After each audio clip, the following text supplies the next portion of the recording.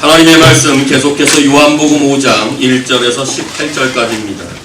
요한복음 5장 1절에서 18절까지를 교독하겠습니다. 제가 먼저 읽겠습니다. 그 후에 유대인의 명절이 되어 예수께서 예루살렘에 올라가시니라. 예루살렘에 있는 양문 곁에 히브리 말로 베데스다라 하는 연못이 있는데 거기 행각 5이 있고 그 아래 많은 병자, 맹인, 다리 저는 사람, 혈기 마른 사람들이 누워 물의 움직임을 기다리니 이는 천사가 가끔 옷에 내려와 물을 움직이게 하는데 움직인 후에 먼저 들어가게 하는 자는 어떤 병에 걸렸든지 낫게 되밀어라. 거기 38해 된 병자가 있더라. 예수께서 그 누운 것을 보시고 병이 벌써 오래된 줄 아시고 이르시되 내가 낫고자 하느냐. 병자가 대답하되 주여 물이 움직일 때 나를 못에 넣어주는 사람이 없어 내가 가는 동안에 다른 사람이 먼저 내려가나이다. 예수께서 이르시되 일어나 네 자리를 들고 걸어가라 하시니 그 사람이 곧 나와서 자리를 들고 걸어가니라. 이날은 안식일이니 유대인들이 병 나은 사람에게 이르되 안식일인데 네가 자리를 들고 가는 것이 옳지 아니하니라. 대답하되 나를 낫게 한 그가 자리를 들고 걸어가라 하더라 하니 그들이 묻되 너에게 자리를 들고 걸어가라 한 사람이 누구냐 하되 고침을 받은 사람은 그가 누구인지 알지 못하니 이는 거기 사람이 많음으로 예수께서 이미 피하셨음이라. 그 후에 예수께서 성전에서 그 사람을 만나 이르시되 보라 내가 나았으니 더 심한 것이 생기지 않게 다시는 죄를 범하지 말라 하시니 그 사람이 유대인들에게 가서 자기를 고친 이는 예수라 하니라. 그러므로 안식일에 이러한 일을 행하신다 하여 유대인들이 예수를 박해하게 된지라. 예수께서 그들에게 이르시되 내 아버지께서 이제까지 일하시니 나도 일한다 하시매 유대인들이 이로 말미암아 더욱 예수를 죽이고자 하니 이는 안식일을 범할 뿐만 아니라 하나님을 자기의 친아버지라 하여 자기를 하나님과 동등으로 삼으심이로다. 사복음서 전체 말씀의 약 20%가 예수님의 치유의 사역에 관한 기사로 기록되어 있습니다.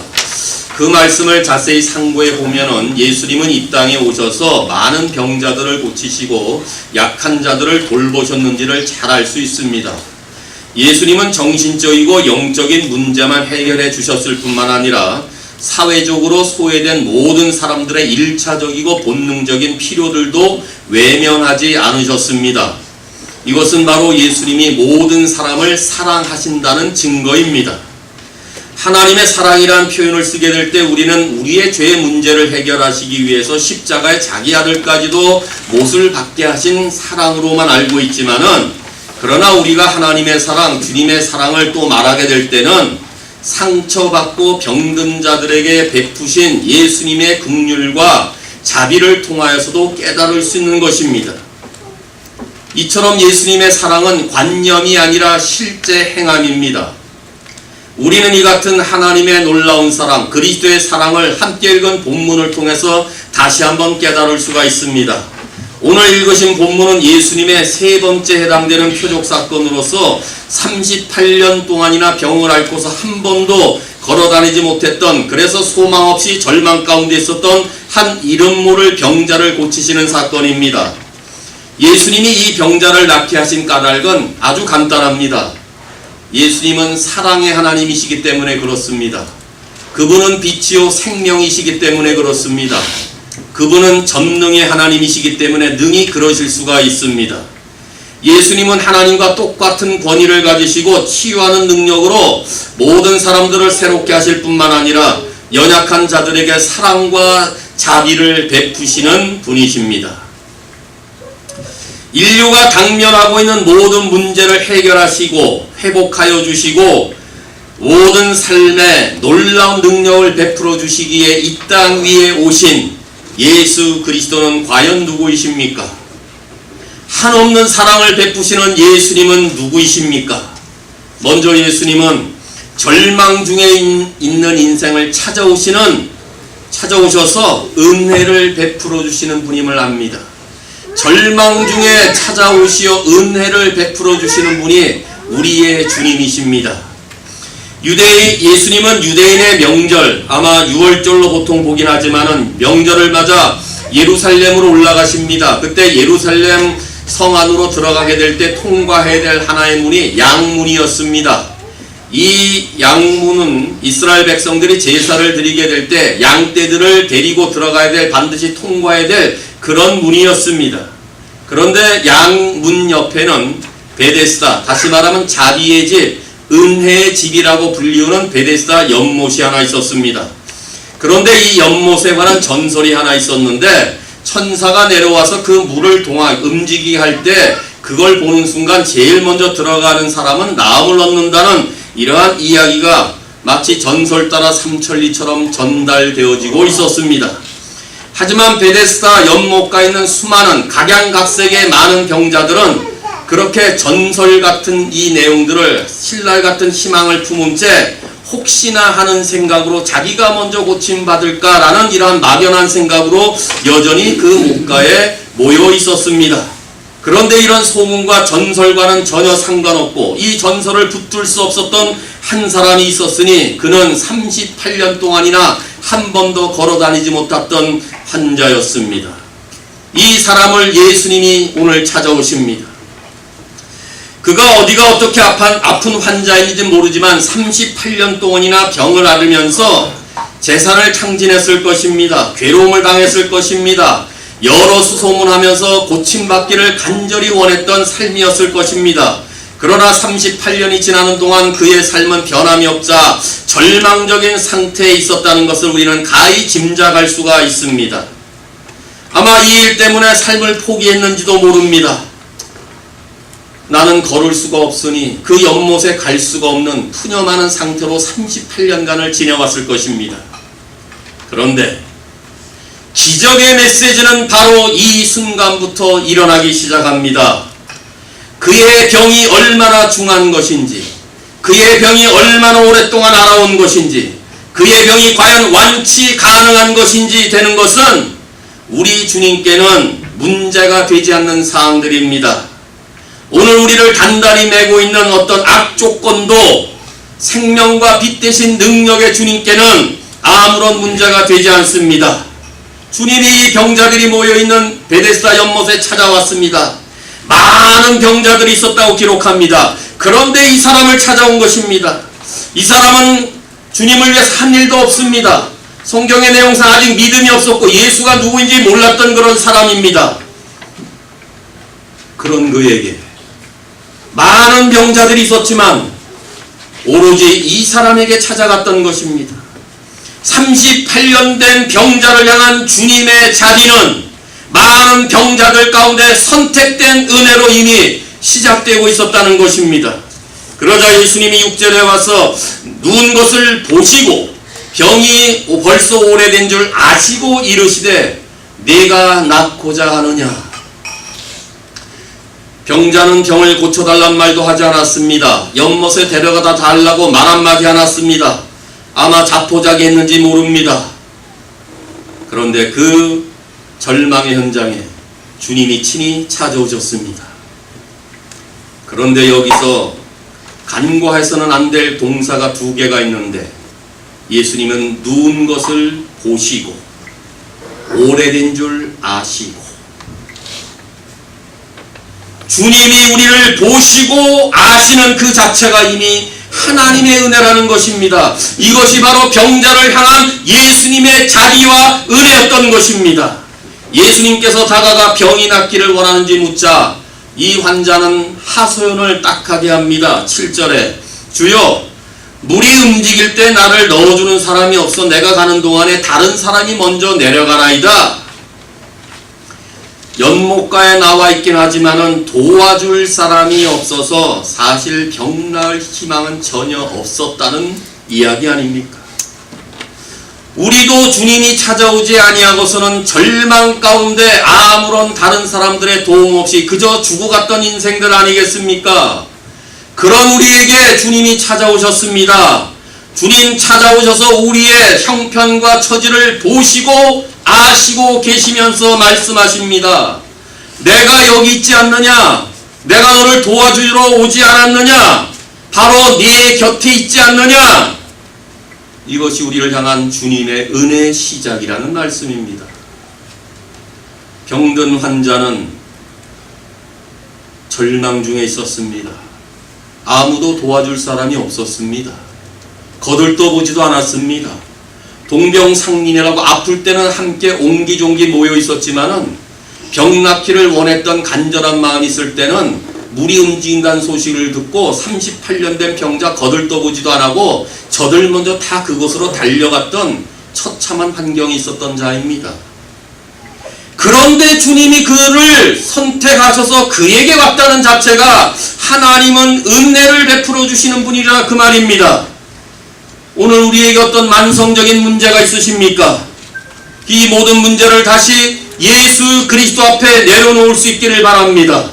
내가 이 문제로 도대체 몇십 년을 고생해 왔는데 이것은 우리의 생각입니다.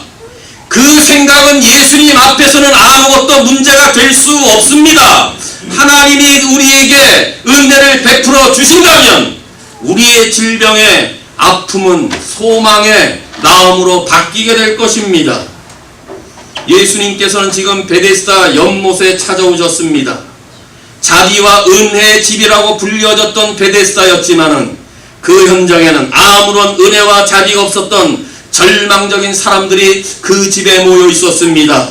그런데 주님은 친히 그들의 양의 문이 되어 주시고 그들의 참목자가 되어 주시기 위하여 은혜와 자비를 베푸시기 위해 베데스다 그 은혜의 집에 찾아오신 것입니다. 이 세상에서 수많은 사람들이 살고 있지만은 기억하십시오.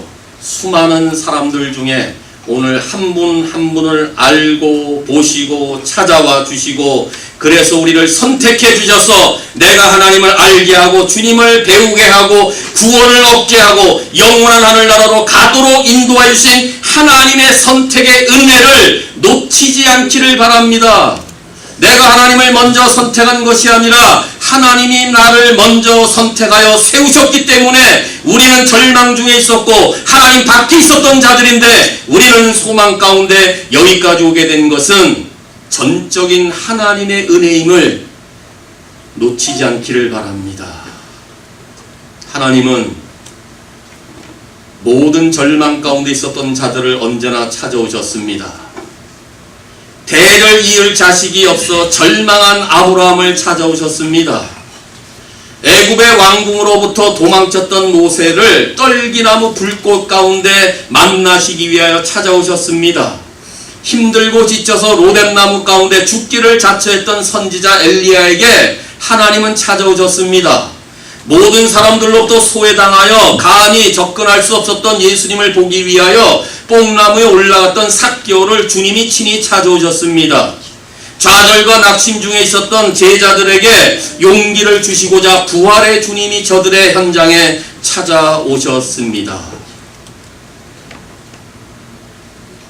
예수님은 가장 소외된 자들에게 언제나 은혜를 베푸십니다. 성경에 있었던 역사적 사건으로만 끝난 것이 아니라 오늘 우리에게 이 자리에 그 동일한 주님의 은혜는 여전히 우리 가운데 임합니다. 그러므로 은혜를 사모하십시오. 시편 107편 9절에 저가 사모하는 영혼을 만족해 하시며 줄인 영혼에게 좋은 것으로 채우시리로다. 그러니 언제나 은혜의 집으로 나오십시오. 은혜의 본체이시며 은혜가 충만하신 주님 앞에 나올 수 있기를 바랍니다. 그래서 은혜가 필요할 때마다 은혜를 사모하는 마음으로 주님 앞에 언제나 나서는 우리 모두가 다 될 수 있기를 바랍니다. 그 사랑을 베푸시는 하나님은 또 누구이십니까? 예수님은 절망 중에 있는 인생을 찾아오셔서 소망을 베푸시는 분이십니다. 소망을 베푸십니다. 예수님은 표적을 일으키시기 전에 병자를 먼저 보시며 진단하셨습니다. 예수님은 지금 이 사람이 얼마나 심각하고 불행한 처지에 놓여 있는지를 감지하셨습니다. 그리고 절망적인 상황에 처해 있는 이 환자에게 내가 낫고자 하느냐? 이거 참 이상한 질문 아니겠어요? 환자가 병이 낫기를 바라는 것은 당연한 일인데도 예수님은 어이없게 네가 낫고자 하느냐 물으신 것입니다. 왜 네가 낫고자 하는 이 질문을 먼저 하셨을까요?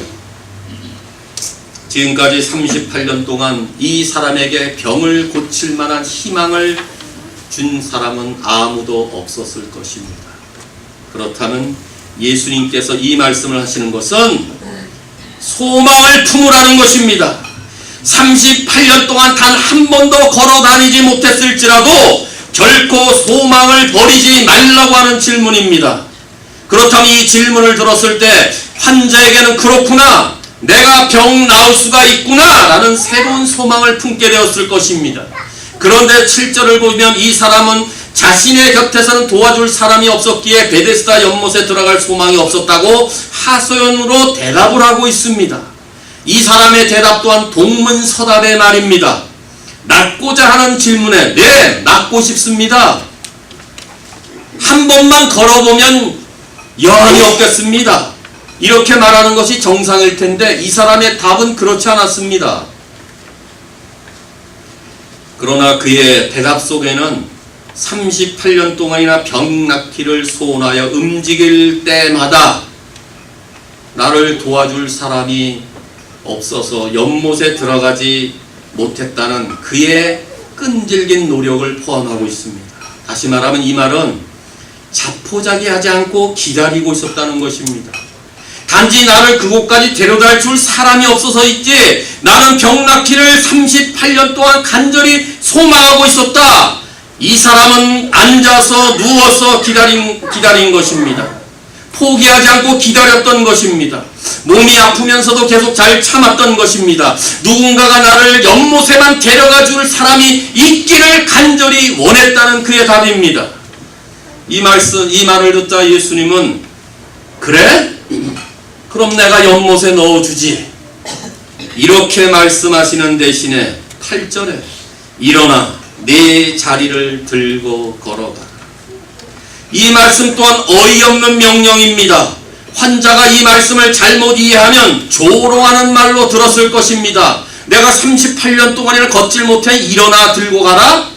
말도 안 되는 명령이었습니다. 그의 생각 속에는 이치에 맞지 않는 말을 들었을 때 아마 화를 냈을 것이며 이 주의 말씀을 거절하고 무시할 수도 있었을 것입니다. 그런데 본문은 그 자리에서 곧 나아서 자리를 들고 걸어가니라. 표적의 사건이 9절에서 금방 일어납니다. 38년 동안의 절망이 한순간에 바뀌게 되었습니다. 이제까지는 그 침상이 그를 데리고 다녔는데 이제부터는 그가 그 침상을 걷어갖고 다닐 수 있게 되었습니다.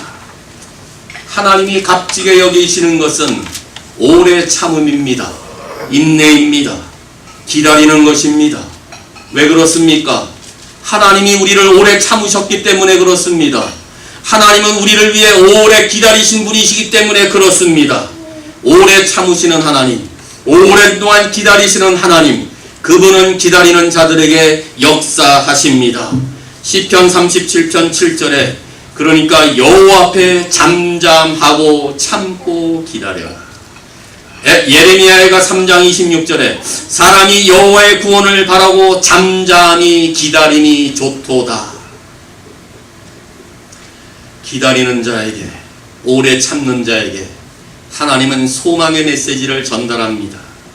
그러므로 우리의 믿음도 얼마나 오래 참느냐로 측정할 수가 있습니다.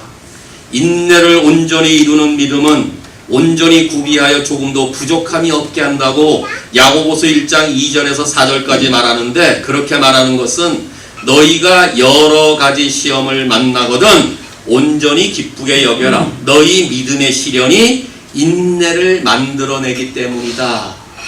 이렇게 말씀합니다. 하나님의 은혜는 소망을 잃지 않고 기다리는 사람에게 옵니다. 38년 된 병자를 다시 기억하십시오. 이 사람은 그래도 소망을 붙들고 있었어요. 나를 데리고 갈 한 사람에 대한 그 소원은 포기하지 않았습니다. 그러나 일방적으로 절망이 거듭되면 다 소망이 무너지기 쉽지 않습니까? 그러나 이 사람의 소망은 38년 동안 무너지지 않았습니다. 다시 말하면 예수님의 소망의 메시지가 임하기까지 38년 동안 기다렸다는 것입니다. 반면에 현대인은 너무나 조급합니다.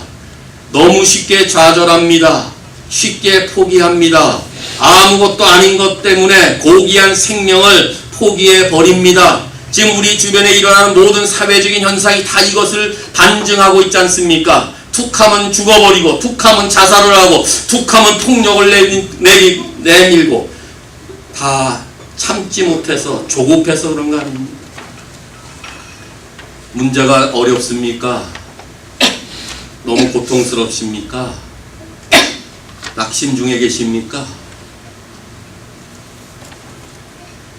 그렇다면 38년 동안 기다려 보셨습니까? 38년 동안 소망이 이루어질 것을 기다려 보셨습니까? 38년 기다렸던 병자처럼 말입니다. 주님은 38년을 기다릴 수 있는 성도들에게 은혜를 베푸시기를 원하며 소망을 주시기를 지금도 원하시고 계신다는 사실을 잊지 않기를 바랍니다. 열심히 노력해도 안 된다고 포기하지 마십시오. 아직 끝난 것이 아닙니다. 끝나기 전까지는 아직 끝나지 않았습니다. 하나님은 우리가 여전히 기다리는 동안 일하고 계십니다. 하늘의 하나님이 일하시니 나도 일하고 있다고 주님이 말씀하십니다. 대신 때가 되면은 하나님은 우리를 찾아오셔서 소망을 주십니다. 하나님을 믿는 믿음은 절대로 우리를 절망 가운데 내버리지 않습니다. 예수 믿는 믿음은 우리를 절대로 실망시키지 않습니다. 따라서 성도는 안 된다는 생각을 버려야 합니다. 언젠가는 하나님이 내 기도와 간구와 마음의 소원에 반드시 응답해 주실 것을 믿는 믿음으로 참으시고 오래 기다리시며 그 소망의 줄을 끝까지 붙들 수 있기를 바랍니다. 그때에 하나님이 기적을 베푸실 것입니다. 그때 하나님이 예비하신 표적이 우리 가운데 찾아오게 될 것입니다. 이것이 절망 중에 있는 우리들에게 찾아오신 소망의 메시지가 아니겠습니까? 하나님은 소중한 것일수록 기다리게 하십니다. 귀하게 쓰실 인물일수록 오랫동안 감추어 놓으십니다.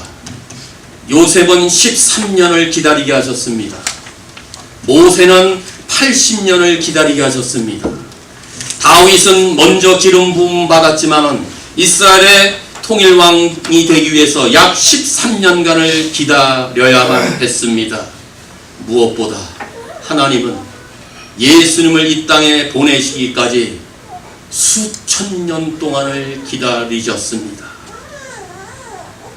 수천 년 동안 기다렸던 하늘의 큰 기쁨의 소식이 우리 가운데 들어옴으로 절망 중에 있었던 자가 그 기쁨의 소식을 믿고 그의 이름을 믿는 자의 놀라운 권세를 가지고 오늘 영생과 천국의 소망을 얻게 된 것은 바로 기다리시는 하나님의 오래 참으심이 아니었겠습니까? 마찬가지 우리도 그 하나님의 소망의 메시지를 붙잡기를 기다렸기 때문에 오늘 이 자리에 있는 거 아니겠습니까? 그러므로 하나님을 신뢰함으로 잠잠히 기다릴 수 있는 믿음을 소유할 수 있기를 바랍니다. 가장 적합한 시간에 하나님이 우리를 찾아오십니다. 우리의 시간이 아니라 우리의 때가 아니라 하나님의 시간이요 하나님의 때임을 잊지 않기를 바랍니다. 때로는 인간적인 소망이 다 끊어진 순간 같을지라도 바로 그 순간에 우리 주님은 소망의 메시지를 가지고 나를 찾아오시게 되는 것입니다. 그러므로 큰 소망의 삶이 앞으로 전개될 것을 확신하며 언제나 우리를 찾아오셔서 소망을 베풀어 주시는 주님을 사모하는 심령으로 평생을 달려갈 수 있기를 바랍니다. 마지막으로 예수님은 누구이십니까? 예수님은 절망 중에 있는 인생을 찾아오셔서 자유를 베푸시는 하나님이십니다. 자유를 베푸십니다. 예수님은 이 병자에게 엄밀히 말하면 할 수 없는 명령을 내린 것입니다. 38년 동안이나 일어나 본 적이 없는데 어떻게 일어나라고 말 한마디로 일어설 수가 있겠습니까? 그러나 이 명령에는 사람을 살리고 사람의 기력을 능하게 만드시는 하나님의 권세의 말씀이었던 것입니다. 이 병자가 한 것이 무엇입니까? 아무것도 없어요. 순종만 했다는 것입니다. 이 환자는 그 38년 그 침상 그 자리에서 한 일이 아무것도 없습니다. 그런데 네 자리를 들고 일어나 가라는 말에 순종 하나밖에 하는 것이 없습니다. 예수님 이 말씀의 권세를 믿고 순종함으로 그 자리에서 일어났습니다. 이것이 주의 표적 사건 아니겠습니까? 예수님의 표적은 지금까지 살펴본 대로 말씀에 순종하는 자들로 인해서 이루어졌습니다. 이 사람은 아직 예수님이 누군지 알지 못합니다. 고침을 받은 이 자가 13절 이하에 그게 누가 고쳤냐라고 했을 때도 날 모르겠습니다라고 대답했던 자입니다. 예수님이 누구인지 잘 몰랐던 그가 그 말씀에 순종했더니 불가능의 불행에서 가능의 행복으로 바뀌는 삶을 살았다면, 오늘 우리도 동일한 그리스도의 말씀의 권세를 믿는다면 불행한 삶의 현장에서 복된 인생으로 바뀌게 될 줄로 믿는 그 믿음으로 달려갈 수 있기를 바랍니다. 연약하고 무능한 내 손을 잡아 일으켜 세워주시는 하나님, 그분이 말씀하시게 될 때 언제나 순종으로 반응할 수 있기를 바랍니다. 예수님은 물에 빠져 허우적대는 베드로의 손을 잡아 일으켜 주셨습니다. 이미 숨이 끊어진 나사로까지도 일으켜 세웠습니다. 이렇게 일으켜 세워주신 주님의 은혜는 말씀에 순종하고자 하는 우리에게도 임하게 될 것입니다. 2000년 전에 38년 된 병자의 삶 속에 이런 표적이 일어났다면 우리의 삶 속에도 동일한 하나님의 표적이 나타날 수가 있는데, 믿음으로 순종하는 자에게만 나타날 수 있다는 사실을 기억할 수 있기를 바랍니다. 왜냐하면 하나님은 오늘도 살아서 역사하시는 분이시고 그분은 전능의 하나님이시기 때문에 그렇습니다. 그런데 이 표적의 스토리는 그 사람이 곧 나아서 자리를 들고 걸어가니라 이렇게만 끝나도 무리가 없을 텐데, 복음서의 기자는 굳이 또 하나의 문장을 덧붙이고 있습니다. 9절 하반절, 이 날은 안식일이니, 이 날은 안식일이니. 38년 된 병자가 자기의 침상을 들고 걸어간 그날은 안식일이었습니다. 바꿔 말하면 이 병자를 예수님이 고치신 그날은 안식일이었습니다. 안식일에 병을 고치는 것은 율법에 문제가 생긴 것입니다. 그러나 예수님께서는 율법에 개의치 아니하시고 할 일을 하셨습니다. 바리새인들과 율법주의자들의 비난과 정죄와 고발을 감수하면서까지 안식일에 병자를 고치셨습니다. 그래서 16절에 그 사람이 유대인들에게 가서 예수라 했을 때 16절에 유대인들이 안식일에 이런 일을 행한 것 때문에 예수를 박해하기 시작하고 있었고, 18절에 이로 말미암아 예수님이 안식일을 범했던 사실로 인하 예수님을 죽이고자 했다고 성경은 기록하고 있습니다. 그만큼 유대인들은 철저하게 안식일을 지켰습니다. 안식일에는 어떤 짐도 지지 않습니다. 그러니 병자가 자기의 침상을 들고 짐을 지고 안식일에 짐을 지었다는 이 사실 자체가 안식일법을 어기게 된 것입니다. 그렇지만 38년 된 병자는 안식일의 율법보다 주님의 말씀의 권세를 따랐습니다. 율법에 개의치 않았습니다. 더 이상 유대인들을 두려워할 이유가 없었습니다. 내 병이 낫는데, 38년 된 내 병이 완전히 회복되는데 율법이 무슨 소용있고 안식일이 무슨 관계가 있겠습니까? 그러자 예수님을 만난 이후에 그분이 예수라고 15절에 말씀하고 있습니다. 어디에서? 성전에서. 주는 그 암시가 참 특이하지 않습니까? 베데스다라는 곳에 은혜의 집, 자비의 집이라고 불리는 곳에 자비가 없었는데 예수님이 자비를 베풀어 주셨고, 이 자비를 얻은 자가 성전에서 예수님을 다시 만났는데, 성전에는 하나님의 은혜의 보좌가 있는 장소가 아니겠습니까? 그러면 오늘 본문이 38년 된 병자를 처음부터 끝까지 말하고 있는 이 사건은 전적인 그리스도의 자비, 하나님의 은혜가 이 표적 사건의 전체를 지배하고 있다는 것을 보여주고 있는 것입니다. 이제 예수님은 다시 만난 이 병자에게 14절에 이렇게 말씀하십니다.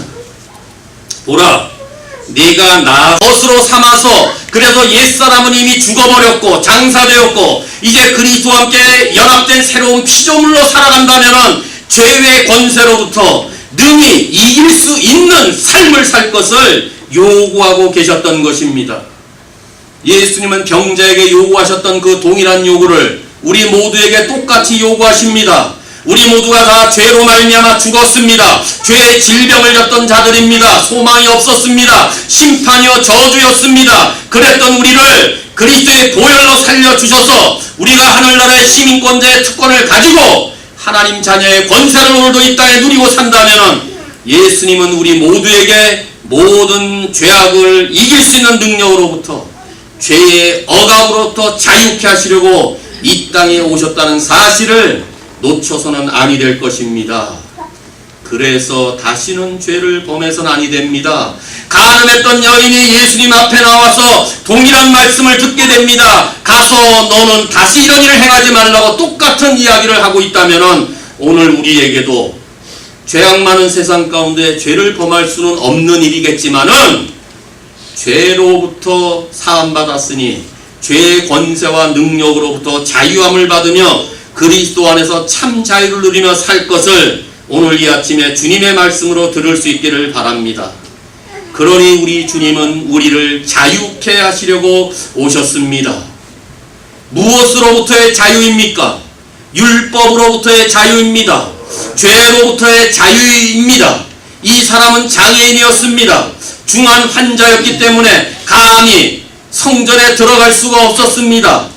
하나님의 은혜의 자리가 퍼부어지는 그 은혜 보좌에 감히 들어갈 수 없는 죄의 짐을 지고 있었습니다. 그런데 주님으로 말미암아 모든 병이 고침받았습니다. 다시는 죄를 짓지 말라는 그리스도의 죄 사함의 은혜를 받았습니다. 그러니 자유를 누리게 되었다 그 말입니다.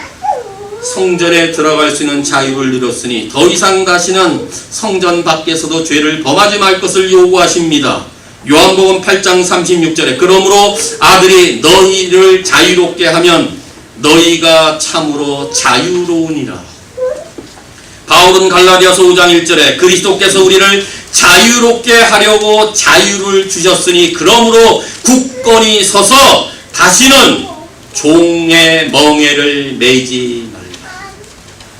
주님은 우리를 자유롭게 하시려고 오셨습니다. 그러니 죄의 종의 멍에를 더 이상 매지 않을 수 있기를 바랍니다. 그러므로 우리의 목표는 건강에 있지 않습니다. 우리의 목표는 재물에 있지 않습니다.